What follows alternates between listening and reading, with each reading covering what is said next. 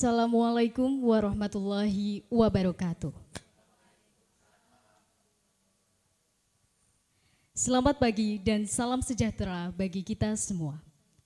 Yang terhormat, Kepala SMA Negeri 1 Kebumen, Rahmat Priyono SPD MM. Yang kami hormati, Bapak Ibu Guru SMA Negeri 1 Kebumen yang berbahagia. Senang sekali pada hari ini kita bisa berkumpul di ruangan ini dengan keadaan sehat walafiat dalam acara diseminasi budaya positif. Mari kita buka acara pada pagi hari ini dengan membaca basmalah bersama-sama. Bismillahirrahmanirrahim. Melanjutkan acara yang kedua yaitu menyanyikan lagu Indonesia Raya. Hadirin dimohon berdiri.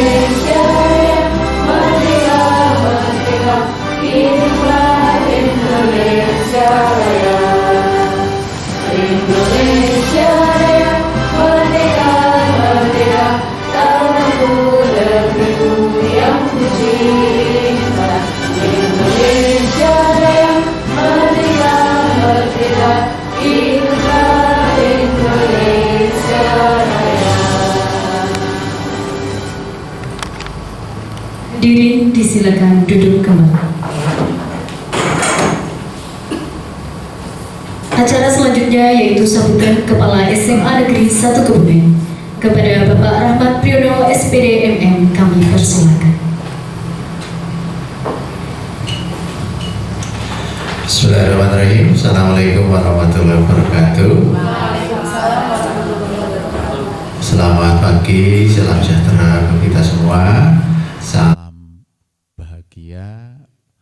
bahagia selalu untuk Ibu dan Bapak semua. Alhamdulillahirrahmanirrahim, syukur kehadirat Allah Subhanahu wa taala, Tuhan Yang Maha Esa, bahwa pada pagi hari ini kita masih diberi nikmat sehat sehingga kita dapat dipertemukan di ruang Rupatama ini dalam rangka untuk penyebaran dan penerapan pengalaman budaya positif pada kita semua dari calon guru penggerak angkatan 9 yaitu Ibu Yumina.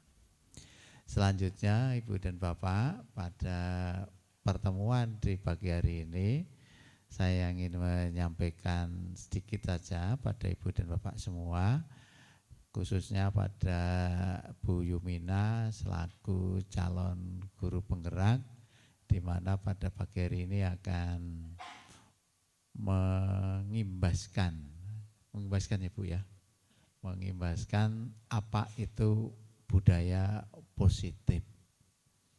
Apa itu budaya positif Ibu dan Bapak?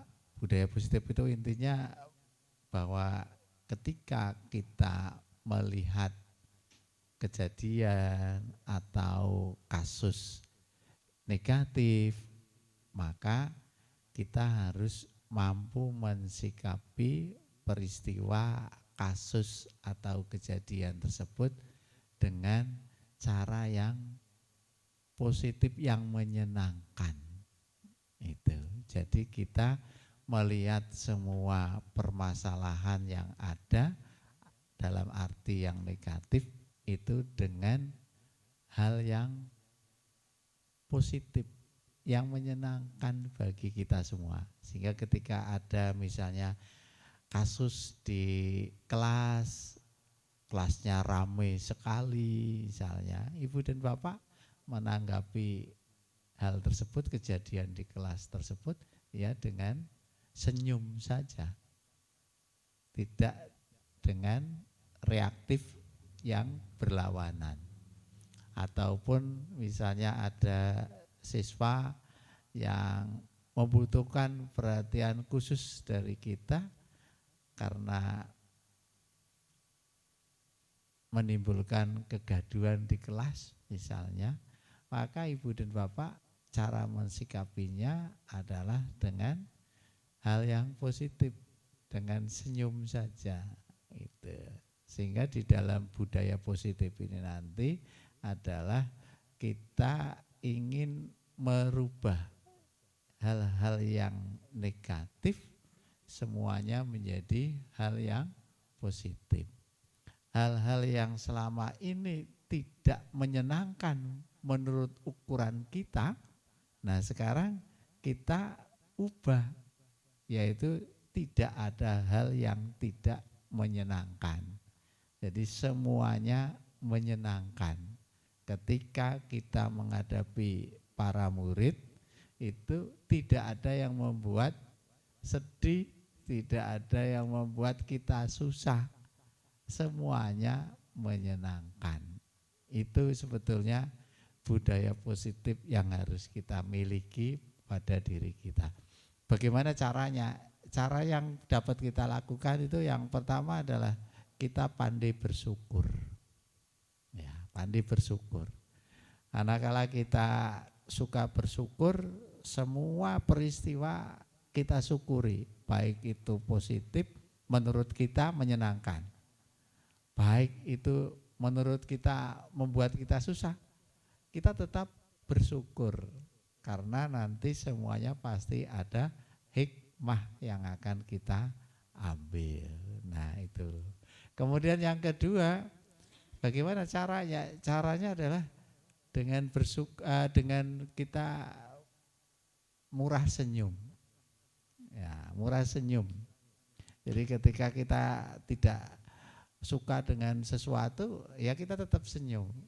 Sehingga ada siswa yang membuat kita dalam hati kita itu sebel banget dengan bocah kuwi. Ya kita tunjukkan bahwa kita ketemu dengan dia senyum. Sehingga apa yang akan terjadi? Ya dia menganggap kita, dia membuat kita dibagi dia bahagia. Itu. Jadi kita jangan sampai kita muka kita cemberut, tidak senyum. Itu antara lain. Kemudian yang ketiga, ya semua permasalahan harus kita tanggapi dengan yang positif. Itu aja semuanya yang harus kita lakukan. Nah mungkin kita selama ini menjadi guru itu seringnya itu menjustis atau menghakimi. Nah, apa jadinya kuncinya? Dari sini kita harus suka menjadi pendengar yang baik bagi murid. Ini yang penting. Selama ini kita mungkin tidak suka menjadi pendengar. Guru puluhan tahun biasanya ya senengane memberikan materi atau nasihat yang berkepanjangan. Nah, murid-murid kita itu tidak suka sekarang. Murid kita itu sekarang pengennya curhat. Curhat, nah kita menjadi pendengar yang baik. Itu maksudnya seperti itu. Ini sekarang yang harus mulai dikembangkan pada diri ibu bapak semua. Saya kira itu beberapa pengantar ibu dan bapak yang dapat kami sampaikan. Mudah-mudahan nanti pertemuan di pagi menjelang siang ini nanti ini membawa manfaat untuk kita semua. Dengan mengucap Bismillahirrahmanirrahim, kegiatan penyebaran dan penerapan pengalaman budaya positif oleh Ibu Yumina, calon guru penggerak angkatan 9 SMA Negeri 1 Kebumen. Dengan ini kami nyatakan dibuka. Terima kasih, kurang lebihnya mohon maaf. Airon, assalamualaikum warahmatullahi wabarakatuh.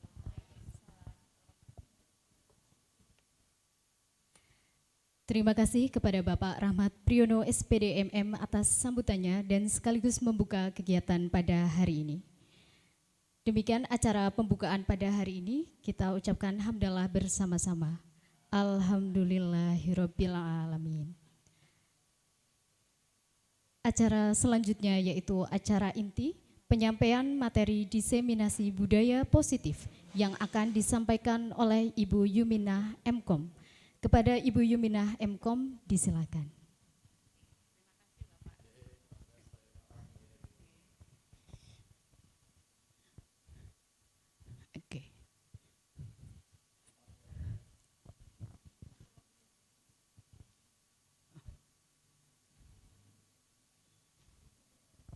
Oke, selamat pagi Bapak Ibu semuanya.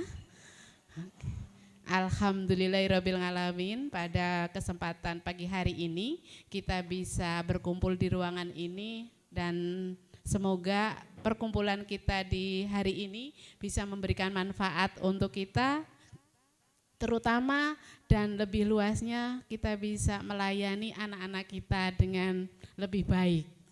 Amin. Sebelum saya lanjutkan, saya ucapkan terima kasih kepada Bapak Ibu semuanya yang sudah bisa meluangkan waktu untuk sedikit berbagi, dan saya di sini memposisikan hanya berbagi saja, dan saya yakin Bapak Ibu semuanya sudah punya pengalaman secara sendiri-sendiri gitu ya. Jadi kita hanya berbagi saja, mungkin nanti yang sudah baik bisa kita lakukan menjadi lebih baik.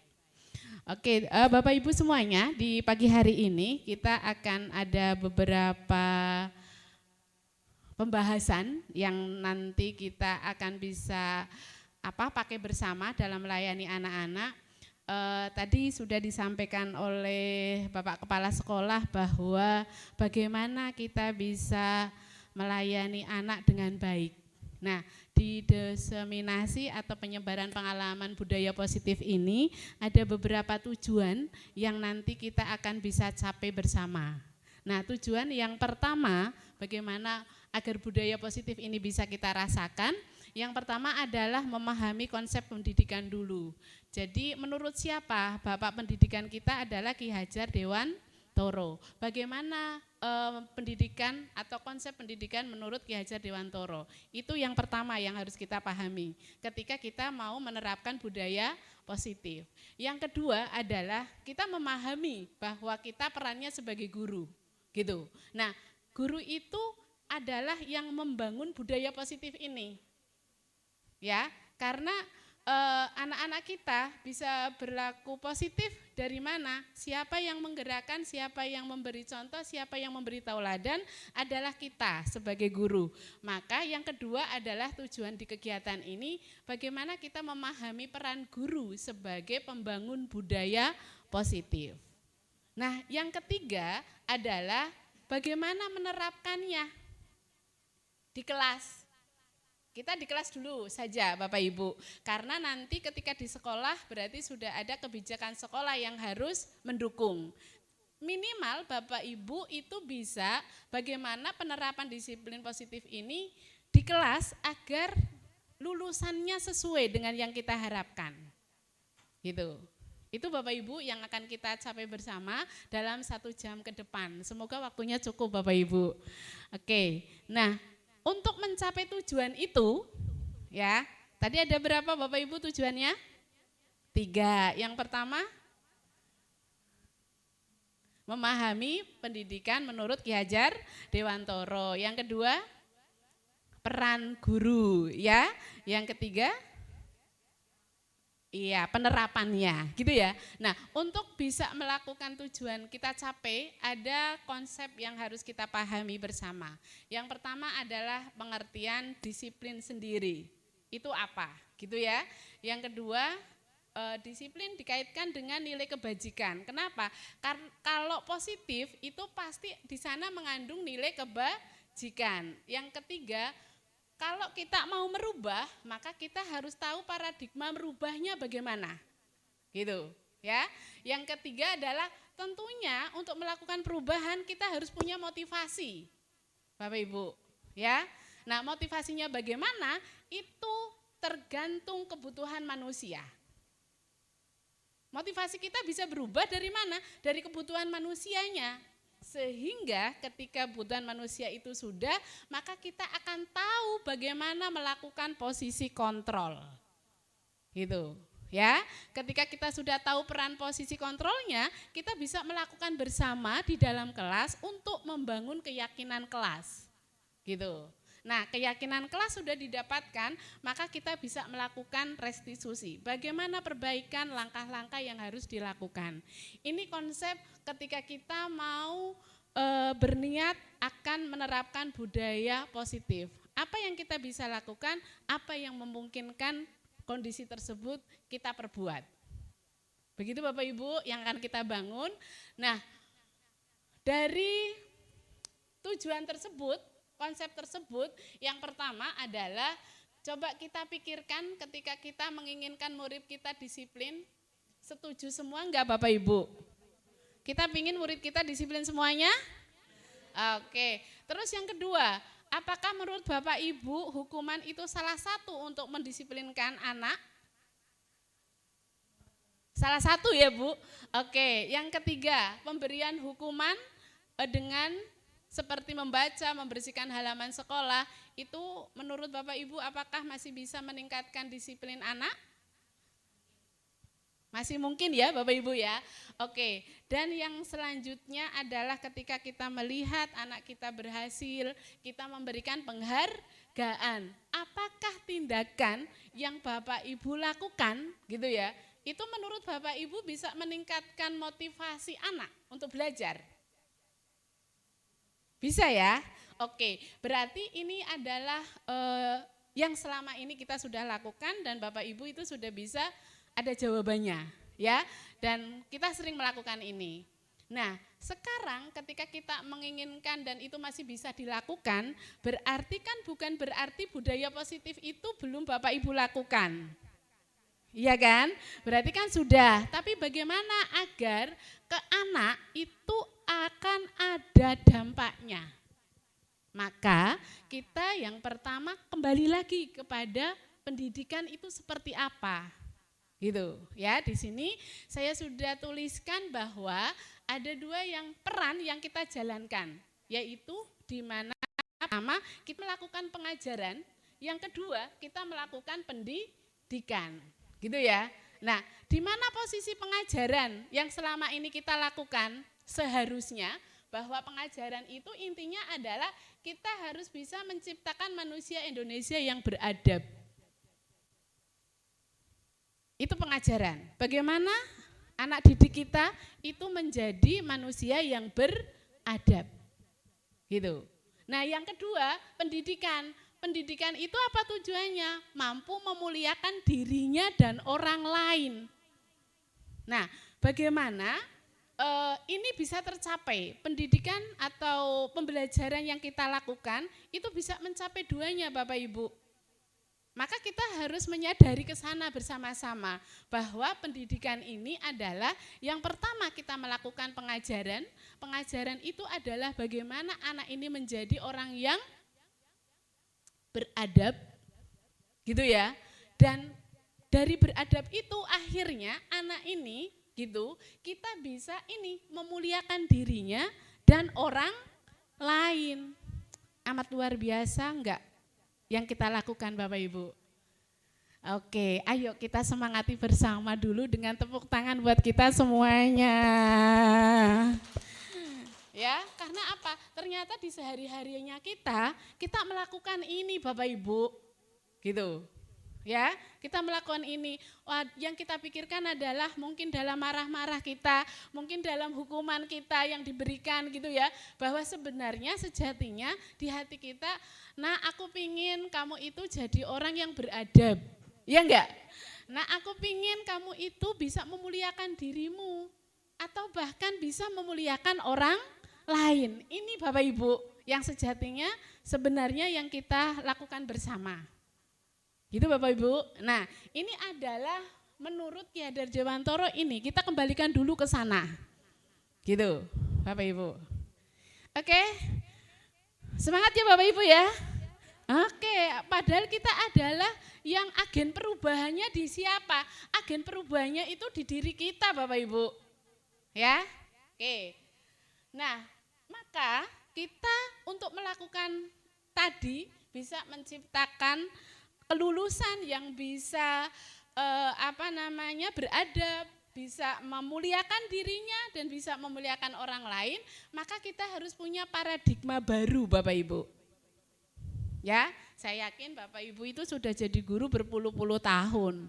Gitu ya. Tapi seiring dengan perkembangan generasi anak didik kita, maka kita pun butuh belajar untuk bagaimana paradigma kita dalam pengajaran dan pendidikan ini ikut dinamikanya berubah. Oke, maka ada kebijakan baru di kurikulum Merdeka. Yang kita tahu apa? Profil pelajar Pancasila, Bapak Ibu. Kenapa harapannya dengan profil pelajar Pancasila ini kita ya Bapak Ibu itu bisa melakukan pembelajaran yang berdiferensiasi. Gitu. Jadi kita bisa melakukan murid atau anak kita itu sesuai dengan kodrat dan zamannya. Zamannya Bapak Ibu dengan zamannya anak-anak kita sekarang beda enggak Bapak Ibu? Beda. Maka itu sudah sesuai kodrat zaman. Kita harus mengikuti perkembangan itu. Dan tidak lupa juga dalam perkembangan zaman ini bahwa anak-anak kita itu sudah diciptakan sesuai dengan kodratnya. Sudah punya bakat yang ada yang melekat di dirinya. Nah, kita sebagai pelaku atau peran dalam pengajaran dan pendidikan, kita tidak boleh melupakan dua ini. Bahwa anak ini sudah punya kodratnya dan anak ini berkembang pada zamannya. Maka kita sudah wajib untuk melakukan diferensiasi. Nah, ini mungkin yang perlu kita kembangkan bersama, bagaimana pembelajaran kita di kelas itu bisa melakukan ini, Bapak Ibu.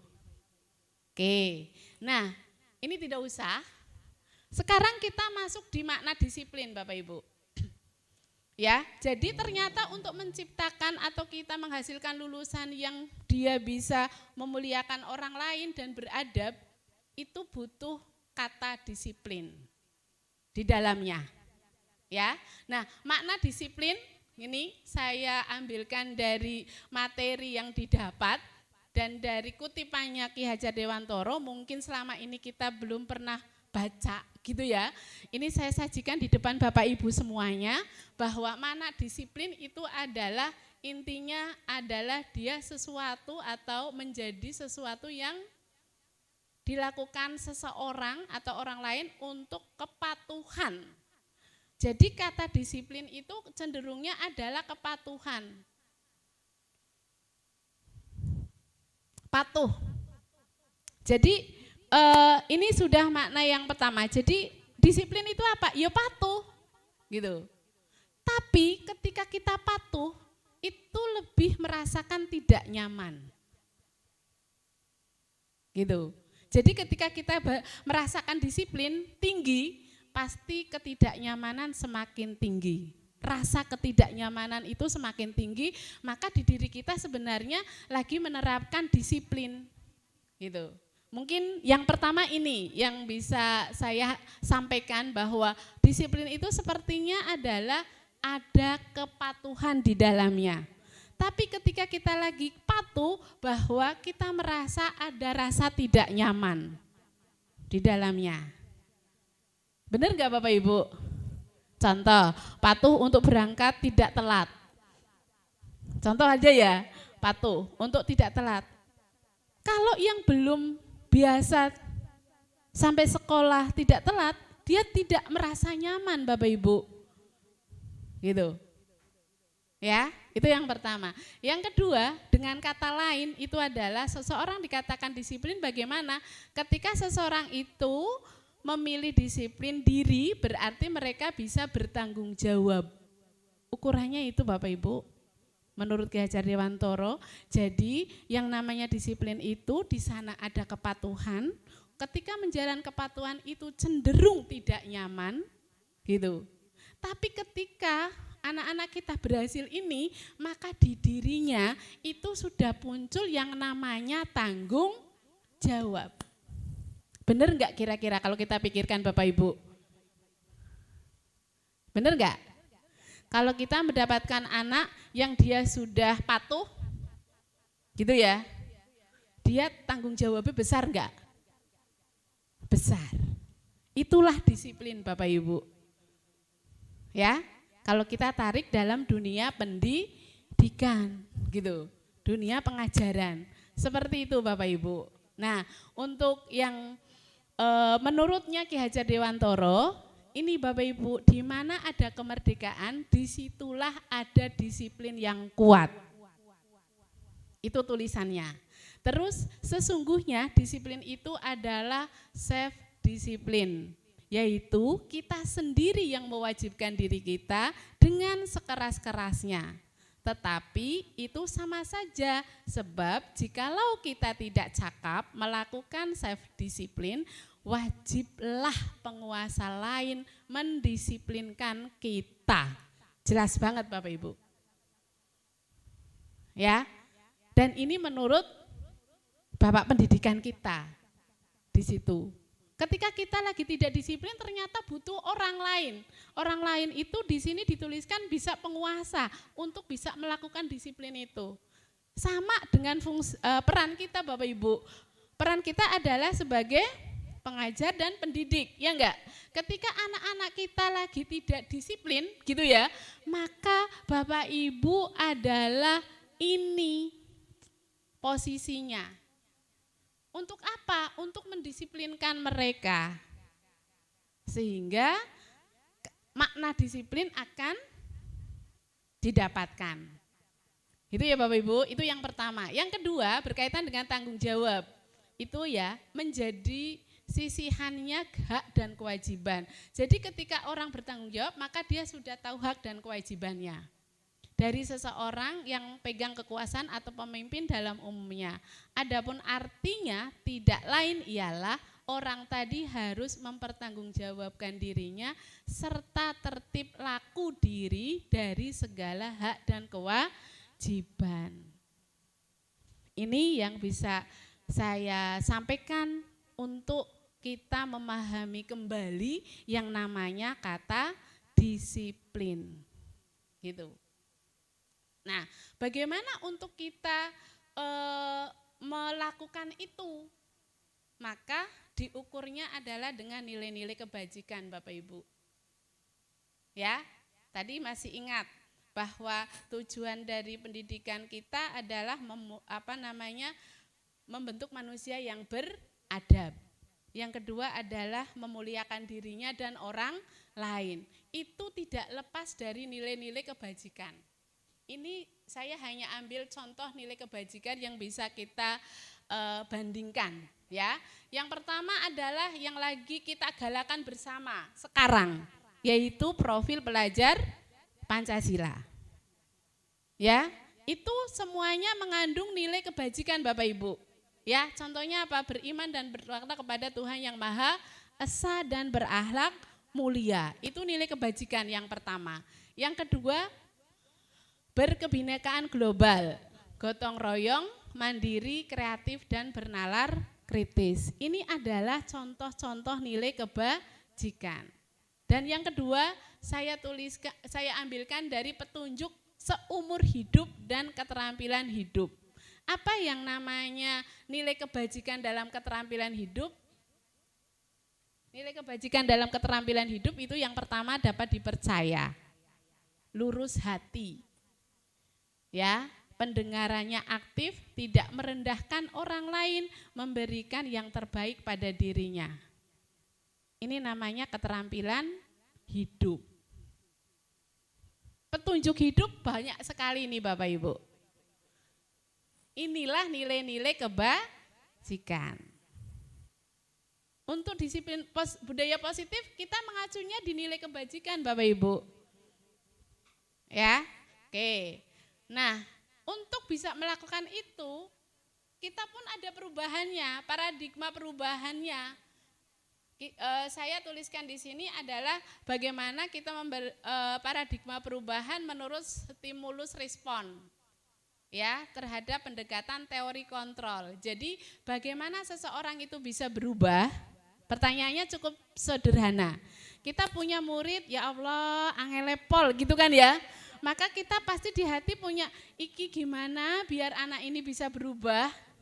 Benar enggak Bapak Ibu? Benar ya? Maka adalah ini catatannya, bila kita ingin membuat kemajuan perlahan, sedikit-sedikit ubahlah sikap atau perilakunya. Ini yang menjadi tugas kita bersama Bapak Ibu. Kalau kita menginginkan murid-murid kita berubah, ya ini, perlahan sedikit-sedikit ubah sikap atau perilakunya. Namun bila kita memperbaiki cara-cara utama kita, maka kita perlu mengubah kerangka acuan atau pola pikir kita. Ubahlah bagaimana Anda melihat dunia, bagaimana Anda berpikir tentang manusia, ubahlah paradigma kita dulu. Gitu. Nah, siapa sesungguhnya yang memiliki kontrol? Ini menurut paradigma stimulus dan respon. Stimulus ini Bapak Ibu bisa dibaca bersama. Kita mencoba mengubah orang agar pandangan sama dengan kita. Itu namanya stimulus respon. Bagaimana kita mengajak orang lain sesuai dengan kita. Ya, itu stimulus respon. Tapi teori kontrol adalah kita berusaha memahami paradigma orang lain tentang dunia. Gitu. Kalau di stimulus kontrol bagaimana orang itu bisa memahami dengan kita, ya. Kalau teori kontrolnya enggak, bagaimana berusaha memahami paradigma orang lain tentang dunia, dia melihat yang lain gitu. Ya. Nah, perilaku buruk dilihat sebagai suatu kesalahan, itu di stimulus kontrolnya. Di teori kontrolnya, semua perilaku memiliki tujuan. Nah, mungkin ini yang perlu kita terapkan pada diri kita. Ketika melihat anak kita ada kesalahannya, mungkin dia punya tujuan lain, gitu ya. Ada sebab-sebab yang mengakibatkan dia lalai, akhirnya dia salah, gitu. Saya bisa mengontrol orang lain. Nah, kalau stimulus kontrol, saya tanya, Bapak Ibu bisa mengontrol orang lain? Susah, iya enggak? Iya, maka masuk ke teori kontrol Bapak Ibu. Anda bisa mengontrol orang lain. Nih. Terus pemaksaan ada pada saat bujukan gagal. Oke. Benar enggak ini Bapak Ibu? Kalau jenengan bujuk anak sendiri gagal gitu ya, pasti melakukan dipaksa. Iya enggak? Nah, itu stimulus kontrol. Nah, kalau di teori kontrol mengajak kolaborasi dan konsensus bersama. Nah, ini yang mungkin kita belum banyak lebih lakukan. Tapi kita lebih melakukan kepada stimulus respon dibanding teori kontrol gitu. Nah, yang terakhir model berpikirnya menang kalah. Benar enggak Bapak Ibu? Kalau teori stimulus respon kita berpikirnya hanya menang dan kalah. Tapi kalau kita masuk di teori kontrol, model berpikirnya menang dan menang. Gitu. Sedikit ya, yang mungkin nanti kita bisa terapkan dalam pembelajaran kita. Kita masih mau menerapkan menang kalah atau kita sebagai guru menang, sebagai murid dia juga menang. karena bisa mengatasi kesalahannya. Sebagai guru kita menang karena kita berhasil membuat mereka berubah. Gitu ya Bapak Ibu ya? Oke. Nah, untuk melakukan itu ternyata kita butuh motivasi Bapak Ibu. Ya, motivasi kita itu sebenarnya ada 3 yang membuat kita bisa mengubahnya. Yang pertama adalah motivasinya menghindar. Tidak nyaman dari hukuman, itu yang pertama motivasi kita. Kita melakukan sesuatu, biar aku nggak dihukum. Contohnya gitu, apakah selama ini Bapak Ibu memberikan tugas kepada murid, murid melakukan tugasnya, mengumpulkan dengan baik, tujuannya hanya biar tidak dihukum oleh gurunya? Itu mungkin motivasi yang pertama. Benar gak Bapak Ibu? Yang kedua adalah mendapatkan imbalan. Aku mau mengumpulkan tugas sesuai tepat waktu biar nilaiku bagus. Motivasi kedua yang dilakukan oleh perilaku manusia. Kita sendiri juga begitu Bapak Ibu. Iya enggak? Oke, yang ketiga adalah ini, motivasi ini. Untuk menjadikan orang yang mereka inginkan dan menghargai dirinya sendiri dengan nilai-nilai yang mereka percaya. Nah, kita ini masih tahap melakukan, ya enggak Bapak Ibu? Tapi yang sering terjadi adalah 1 dan 2 gitu. Nah, ketika kita melakukan 1 dan 2, maka motivasi anak kita sendiri adalah masuk di motivasi ekstrinsik. Apa itu motivasi ekstrinsik? Adalah perilaku menjadi aktif atau berfungsi tidak perlu dirangsang dari luar karena dalam diri individu sudah ada dorongan. Contohnya itu, orang kan pasti pinginnya tidak dihukum dan mendapatkan yang terbaik. Itu adalah sudah ada di diri kita Bapak Ibu. Murid juga begitu. Gitu ya. Oke, nah kalau yang ini ya, itu adalah intrinsik. Oke, terus apa saya kebalik ya Bapak Ibu ya? Mohon koreksi. Kalau yang dari dalam in ya Bu? Ya, oke, sorry, ini mohon maaf kebalik. Kalau yang dari dalam diri itu adalah in. Gitu ya. Kalau yang dari luar adalah X, yaitu perilaku aktif berfungsi karena ada rangsangan dari luar. Oke, bisa mudah diingat enggak Bapak Ibu? Mudah ya? Oke, biar lebih mudah bisa kita kasih tepuk motivasi. Oke, Bapak Ibu nanti ketika saya tepuk motivasi, prok dapatkan. Yang pertama hindari ya. Prok hindari. Prok dapatkan. Prok inginkan. Oke? Bisa Bapak Ibu? Biar tidak lupa, gitu ya. Oke, yuk kita lakukan bersama. Uji coba, tepuk motivasi.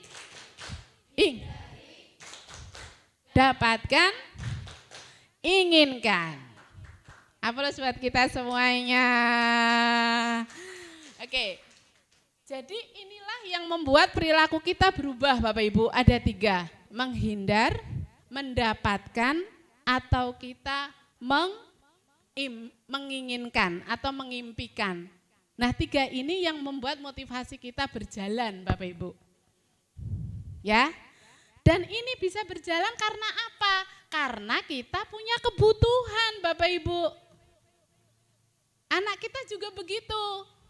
Ya, karena punya kebutuhan. Kebutuhan manusia itu ada 5 Bapak Ibu. Saya ingatkan kembali. Mungkin dulu waktu zamannya kuliah pernah dengar gitu ya. Nah karena kita sekarang aktivitasnya sudah luar biasa, Mbok ada yang lupa, saya membantu mengingatkan kembali Bapak Ibu. Ya. Yang pertama apa Bapak Ibu? Bertahan hidup, itu kebutuhan kita yang pertama. Bertahan hidup, wujud dari bertahan hidup itu apa? Ini Bapak Ibu, makan, tempat tinggal, keamanan, kesehatan. Yang kedua apa Bapak Ibu?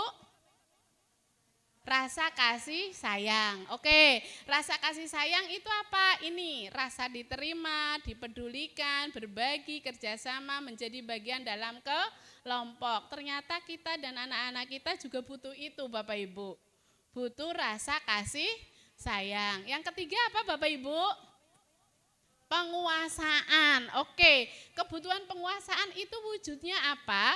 Kebutuhan penguasaan itu adalah harga diri, keinginan untuk dianggap. Sesalah-salahnya anak kita Bapak Ibu, dia tetap butuh dianggap. Ini yang harus kita jangan lupa. Saya menyebutnya kita, saya juga Bapak Ibu. Gitu ya. Jadi yang ini, keinginan dianggap, memimpin, prestasi, diakui, didengar. Itu kebutuhan yang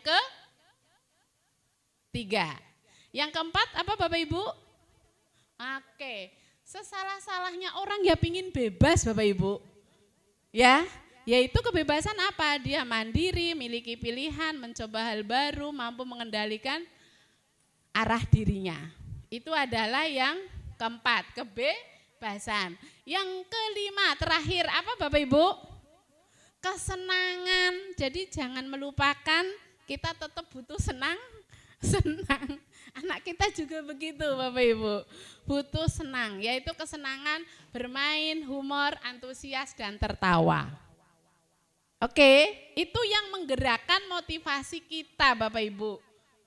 Kebutuhan kita ada berapa Bapak Ibu? 5, anak kita juga Bapak Ibu. Diingat ya Bapak Ibu ya. Oke, nah jadi dari 5 kebutuhan itu, kalau tidak dipenuhi, apa yang bisa dilakukan? Coba. Ini Bapak Ibu saya sedikit tuliskan. Perilaku yang dapat dilakukan murid atau mungkin kita jika kebutuhannya tidak terpenuhi. Ya, dia yang pertama, mereka bisa melanggar peraturan. Jadi, kalau murid kita melanggar peraturan, maka kita harus koreksinya kebutuhan apa yang tidak mereka penuhi. Ya, nih, ya, tidak sesuai dengan nilai kebajikan, dia langgar. Berarti ada kebutuhan 5 itu tidak terpenuhi. Nah, dari sini ditarik murid tidak berhasil secara akademis. Mungkin kalau nilainya itu tidak bagus secara akademik, di kebutuhan yang 5 ini murid kita itu kebutuhannya ada yang tidak terpenuhi Bapak Ibu. Ya. Nah, kalau nilainya tidak berhasil, dia aktivitasnya apa? Kalau akademiknya tidak berhasil, dia itu mencoba mengatur orang lain di lapangan. Bapak Ibu perhatikan enggak, anak-anak kita yang nilai akademisnya jelek, pasti dia lebih aktif di kegiatan di lapangan. Banyak enggak Bapak Ibu? Itu cirinya. Terus kalau dia tidak diterima oleh teman-temannya, apa yang dilakukan? Mungkin akan memiliki satu teman aja. Karena apa? Yang lain nggak mau menerima. Gitu. Dan dia cenderung memisahkan diri. Nah, kalau kita mendapatkan murid-murid kita, anak kita seperti ini, kita kembalikan ke sini, ke kebutuhannya. Kebutuhan apa yang dia tidak penuhi. Gitu Bapak Ibu. Oke? Bisa diterima? Oke, nah ayo, ini untuk mengingatkan saja. Saya ada nyanyian kecil Bapak Ibu. Judulnya apa? Ayo nyanyi, sentuhan? Boleh. Pernah dengar lagunya Bapak Ibu? Pernah? TK banget ya Bapak Ibu. Tapi menurut saya ini untuk anak-anak kita yang dewasa ini penting. Biar mereka bisa ngerem perilakunya. Oke? Ya, Bapak Ibu. Jadi sedikit saya karena cukup ringan nyanyinya, ya. Contoh, sentuhan boleh, kepala, tangan, kaki. Karena sayang, karena sayang, karena sayang. Sentuhan tidak boleh, sentuhan tidak boleh, yang tertutup baju dalam. Katakan tidak boleh ketika terima, bilang ayah bunda. Kenapa ini ingin saya sampaikan? Karena anak-anak kita ketika ngalami ini cenderung diam. Benar enggak Bapak Ibu?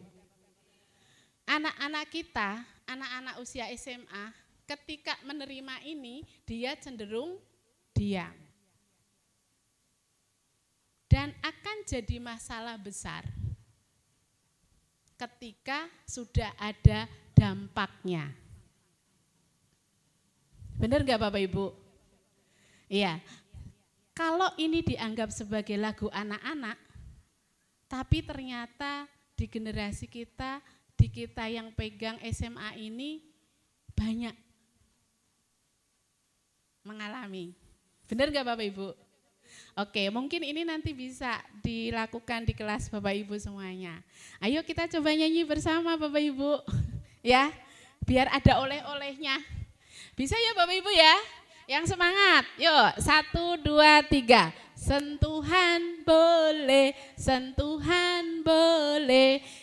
Lah tangan kaki. Karena sayang, karena sayang, karena sayang. Boleh sambil tepuk tangan Bapak Ibu. Sentuhan tidak boleh, sentuhan tidak boleh, yang tertutup baju dalam. Katakan tidak boleh ketika terima, bilang ayah bunda. Gitu Bapak Ibu, ini pesan yang sangat mendalam buat anak-anak kita. Ya, karena apa? Justru anak-anak kita ketika mengalami ini bisa menjadi satu kebutuhan, bisa menjadi mengatasi satu kebutuhan anak. Bukan karena kamu tidak terima kasih sayang di keluarga, gitu ya, terus akhirnya kamu bebas disentuh oleh siapapun, gitu. Ini kalau menurut saya pesan moralnya tinggi banget, walaupun dengan lagu yang sederhana. Ya, Bapak Ibu, mungkin kita juga butuh diselingi ketika mengajar pesan-pesan agar perilaku anak ini tetap terkontrol di dirinya sendiri. Ya, begitu ya Bapak Ibu, monggo nanti bisa. Nah, sekarang posisi kita sebagai guru Bapak Ibu. Mau ngontrol bagaimana?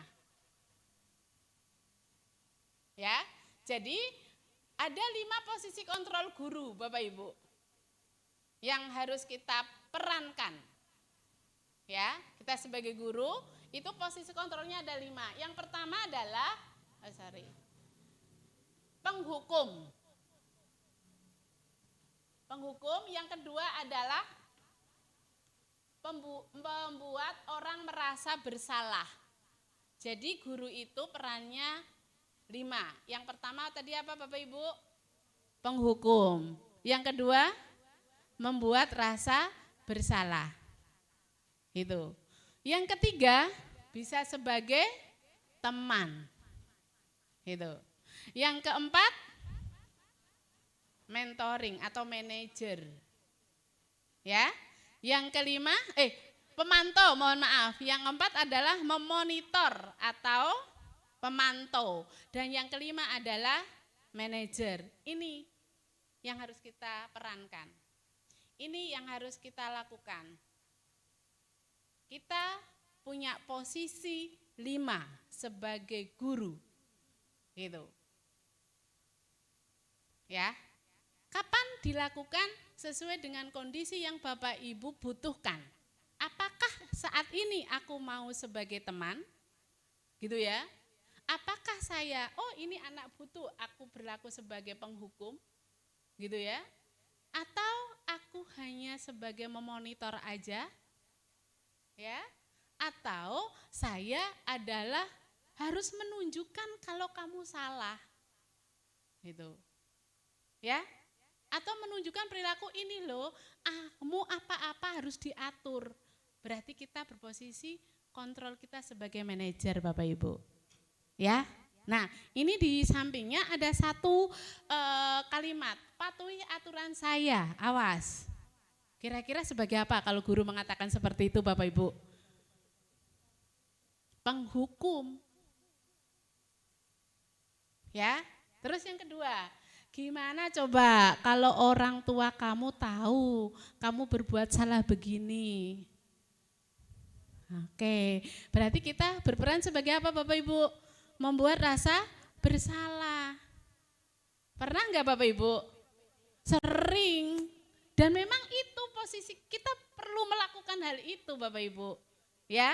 Nah, yang ketiga sebagai teman. Contohnya apa? Ya sudah, kali ini tidak apa-apa. Ya. Sering mengatakan seperti itu kepada anak-anak kita Bapak Ibu. Nah, kita kalau seperti itu kita lagi memposisikan diri sebagai teman, gitu. Ya, terus yang ketiga adalah pemantau. Sanksi atau konsekuensinya apa kamu berbuat seperti ini? Berarti Bapak Ibu memposisikan dirinya sebagai memantau, gitu.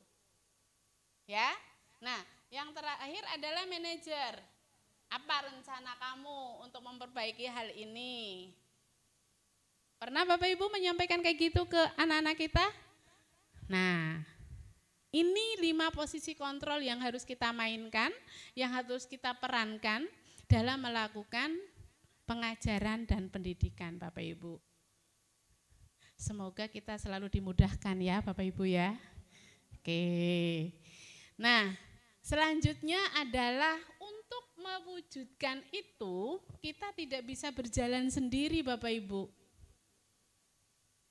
Karena kita ada di dalam kelas, maka kita bisa melakukan membentuk keyakinan kelas. Gitu.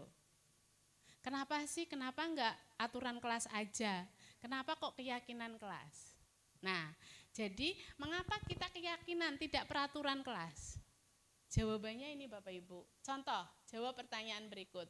Mengapa kita memiliki peraturan tentang penggunaan helm pada saat mengendarai? Kemungkinan jawabnya adalah untuk keselamatan. Iya kan? Yang pertanyaan kedua, mengapa kita memiliki peraturan tentang masker dan mencuci tangan setiap saat? Kemungkinan jawabnya untuk kesehatan dan keselamatan. Dari 2 jawaban yang saya kasih warna merah Bapak Ibu, kalau boleh ditarik ke dalam jawaban ini, maka dia meyakini jawaban ini adalah keyakinan, ada nilai kebajikan di dalamnya. Gitu. Ini kenapa kita bukan peraturan kelas sekarang, tapi bagaimana kita buat keyakinan kelas. Karena di dalamnya adalah diyakini ada nilai-nilai kebajikan. Gitu. Nah, seseorang akan lebih tergerak, alasannya ya Bapak Ibu, seseorang akan lebih tergerak dan bersemangat untuk menjalankan keyakinan daripada hanya sekedar serangkaian peraturan tertulis. Itu jawabannya Bapak Ibu. Kenapa sekarang kita harus berpindah ke keyakinan kelas, bukan peraturan kelas. Gitu. Nah, untuk melakukan ini, keyakinan kelas, ini tahapannya Bapak Ibu, nanti bisa dicoba di kelas masing-masing, ya. Yang pertama adalah bersifat abstrak, daripada peraturan yang lebih rinci atau konkret. Jadi hanya curah pendapat aja. Kamu maunya kelas kita bagaimana? Gitu ya. Nah, curah pendapat saja. Itu keyakinan kelas berupa pertanyaan universal. Itu tadi sudah saya contohkan Bapak Ibu. Ya. Oke. Atau nanti Bapak Ibu tarik lagi bukan keyakinan kelas, ya keyakinan mapel. Gitu. Ya, sesuai dengan mapel masing-masing. Keyakinan kelas hendaknya tidak terlalu banyak. Jadi gini Bapak Ibu, ketika kita ingin mengajak anak-anak kita berubah sedikit-sedikit, perlahan-perlahan, jangan dikasih banyak beban, sedikit saja. Keyakinan kelas yang paling menurut kelas, kesepakatan bersama, Bapak Ibu dengan anak-anak, dengan mapelai masing-masing, jangan banyak-banyak. Oke, keyakinan kelas sebaiknya sesuatu yang dapat diterapkan di lingkungan kelas. Jadi jangan di luar. Semua warga hendaknya ikut kontribusi, harus ikut andil di curah pendapat, bersedia meninjau kembali jika aturannya tidak sesuai. Ini pembentukan keyakinan kelas seperti ini Bapak Ibu urutannya. Nanti silakan Bapak Ibu bisa coba di mapel masing-masing untuk memperlancar capaian belajar. Gitu ya Bapak Ibu? Oke, prosedurnya ini Bapak Ibu, silakan. Ini peraturan, ini nilai kebajikannya. Dari curah pendapat Bapak Ibu nanti bisa arahkan ke sini. Ditanyakan, kembalikan barang pada tempatnya, itu peraturan, itu nilai kebajikannya apa? Ditanyakan. Gitu. Ya, contohnya dilarang mengganggu orang lain. Oke, nilai kebajikannya apa? Menghormati orang lain. Jadi lebih ke nilai kebajikan yang tadi di depan sudah saya contohkan, ada banyak itu. Gitu ya Bapak Ibu? Oke, ini mohon M-nya hilang. Mencatat semua masukan para murid. Jadi ini contohnya. Yuk apa pendapatnya ditulis semua. Terus yang ketiga susun keyakinan kelas dengan kalimat yang positif. Terus temukan nilai kebajikannya. Tadi ketika ada aturan dilarang menggunakan narkoba. Berarti nilai kebajikannya apa menurut Bapak Ibu? Kesehatan, keselamatan, ya enggak? Oke, contoh lagi, dilarang merokok. Kesehatan, oke. Gunakan masker. Kesehatan, oke. Hadir di sekolah 15 menit sebelum pembelajaran. Iya, kayak gitu Bapak Ibu. Jadi dari nilai peraturan yang selama ini sudah kita jalankan, kita tarik ada keyakinan di dalamnya yang mengandung nilai kebajikan. Begitu Bapak Ibu? Oke. Kira-kira bisa dijalankan, berusaha pelan-pelan. Yang namanya sempurna adalah sudah dilakukan berkali-kali. Kalau dilakukan baru sekali ya saya yakin belum sempurna Bapak Ibu. Benar enggak Bapak Ibu? Oke, tapi kalau kita ada keyakinan untuk selalu melakukan, nanti lama-lama kita akan berjalan dengan sendirinya di kelas itu. Nah, setelah jadi, Bapak Ibu jangan lupa tarik dalam tabel Y, keyakinan kelasnya. Kenapa? Karena ini sama anak mudah yang terlihat, terdengar, berperilaku. Gitu. Oh yang terlihat apa? Terlihat berempati terhadap perasaan orang lain contohnya. Terdengar setiap orang berbicara, yuk saya bantu gitu. Dari pernyataan-pernyataannya itu bisa disajikan dalam bentuk tabel Y. Sehingga apa yang dia harus lakukan ketika terlihat kamu harus ngapain gitu ya. Memegang barang milik orang lain hanya dengan apa ini Bapak Ibu? Oh, isinya. Yang ketiga mendengarkan dengan seksama. Senantiasa berbuat baik, berbagi. Ini hal-hal yang terlihat. Gitu. Terus berperilakunya apa? Tersenyum ramah. Gitu. Terus memberikan salam. Memberikan ruang bekerja. Ya. Postur tubuh yang senang. Nah, ini bagus Bapak Ibu, kalau Bapak Ibu berproses di kelas gitu ya, kok bisa membentuk sampai terbentuk tabel Y, ya, anak bisa terlihat kayak apa, terdengarnya kayak apa, perilakunya harus bagaimana. Itu luar biasa sekali Bapak Ibu. Ya, dan kita bisa melakukan berhasil seperti ini butuh waktu Bapak Ibu. Jadi jangan pingin instan, kita nggak bisa instan Bapak Ibu. Gitu ya Bapak Ibu. Oke, nah Untuk melakukan semuanya kita butuh tindakan yang namanya restitusi Bapak Ibu. Untuk budaya positif itu salah satu tindakan yang bisa kita lakukan adalah restitusi. Apa itu restitusi? Cara menanamkan disiplin positif pada murid. Gitu. Ya. Nah, prosesnya apa? Ini proses pengkondisian murid untuk memperbaiki kesalahan. Yang kedua, proses kolaborasi mencari solusi untuk masalah. Proses berdialog membantu murid menjadi lebih baik. Jadi tujuan dari restitusi itu Bapak Ibu. Intinya yang terakhir membantu murid menjadi lebih baik atau memiliki tujuannya. Oke, ini segitiga restitusi. Jadi tindakan restitusi itu lebih sering dikenal dengan segitiga restitusi. Yang pertama ada 3 tahapan karena segitiga, 3 tahapan. Yang pertama apa Bapak Ibu? Menstabilkan identitas. Yang kedua, validasi tindakan. Yang ketiga, menanyakan keyakinan. Kira-kira lupa enggak Bapak Ibu tahapannya? Nah, kira-kira pertama apa tadi Bapak Ibu? Menstabilkan. Yang kedua, validasi. Yang ketiga, oke, saya kasih oleh-oleh Bapak Ibu nanti. Oke, ini tahapan restitusi menstabilkan. Kegiatan menstabilkan identitas. Ini Bapak Ibu, berdasarkan prinsip membuat kesalahan adalah bagian dari proses pembelajaran. Jadi kalau anak-anak kita salah, itu salah satu proses untuk pembelajaran. Ya. Terus yang kedua, perannya bergeser, yaitu identitas murid dari identifikasi gagal ke identitas sukses gitu.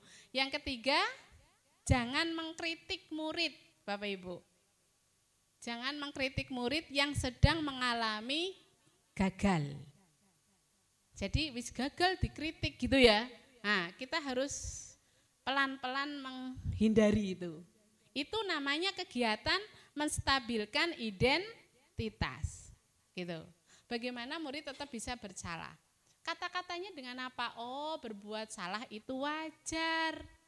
Saya juga pernah kayak gitu. Ya, kalau kita melakukan hal seperti itu, berarti sikap kita baru menstabilkan identitasnya. Gitu. Ya, atau ini tidak ada manusia yang sempurna. Nah, Bapak Ibu kalau sampaikan ini ke anak rasanya walaupun salah jadi agak lega hatinya.